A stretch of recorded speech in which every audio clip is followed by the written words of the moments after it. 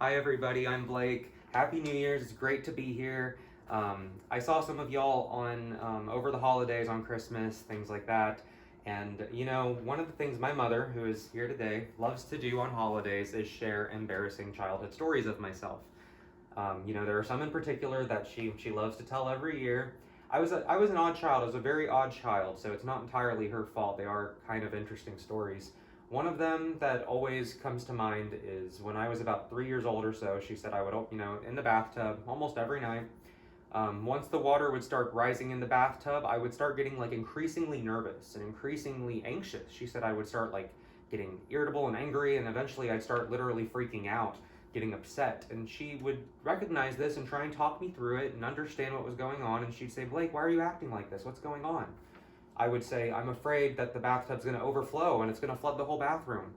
And I remember just thinking, that is so specific and odd for a child at 3 years old to have that concern.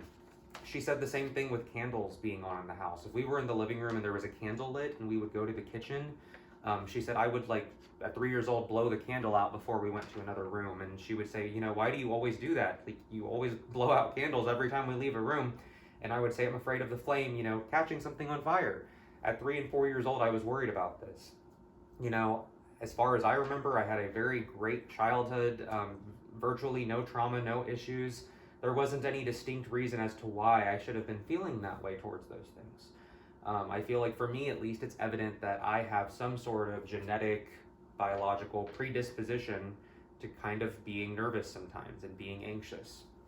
I have a friend here today who gave me permission to share a little bit of her story about what she's gone through adversely from mine. She has dealt with a lot of trauma in her childhood. She had an absentee father. She had some instances of different types of abuse, and it's caused her in her adult life now to have some issues with trust and to have some issues with coping mechanisms, to have anxiety, abandonment issues, and it's something that she struggles with. And we have such different backgrounds, her and I, and such different causes for what really caused our issues. So there was a study published in 2017 by Dialogues in Clinical Neuroscience that investigated the correlation between parents and their children and how many parents pass down GAD, or generalized anxiety disorders, to their children. The study showed that 31.6% of adults who have GAD will have a child with a similar mental illness. So GAD or social anxiety, maybe even borderline personality disorder, something similar to that. The study also found, I can't really pronounce them, a few chromosomes that all seem to line up with a lot of the people who had GAD. It seems that there are chromosomes that have a link to causing mental illness. So in addition to genetic factors, like I mentioned with my friend, there are factors relating to trauma and experiences that can cause mental illnesses, such as PTSD, anxiety, just general nervousness, things like that. They can also lead to unhealthy behaviors and coping mechanisms. Sometimes people have so many overwhelming thoughts, they don't know exactly how to deal with what they're going through, and that comes out in coping with things poorly in a way that can be harmful to themselves and others.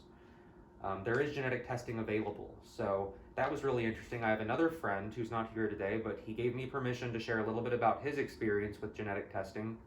He's had some issues with some anxiety, feelings of depression, also some minor delusions as well, and some audio-visual delusions. He got genetic testing done through a nasal swab and a blood test, and it helped pair certain medications that worked better with his genetics. It was actually really interesting. The list he showed me showed medications that would be best for him, then okay medications, then medications that he shouldn't take with his DNA. So it was really interesting, and it really helped him tailor a really good treatment plan. Regardless of how we feel about it, or regardless of what's causing it, the bottom line is that we need to be there for people that are experiencing mental illness.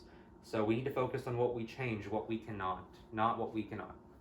So it's something that people don't want to deal with. I don't enjoy feeling nervous. I don't think my friend enjoys feeling depressed. I don't feel like it's something that, it's not a choice. So be there how you can. Be supportive, just listen. Do what you can without, of course, letting it get in the way of your own mental health.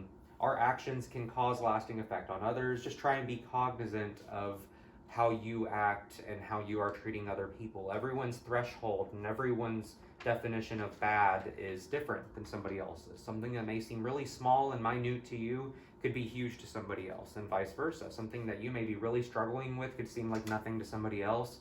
So let's leave that to each other to just decide our own thresholds and just be supportive how we can.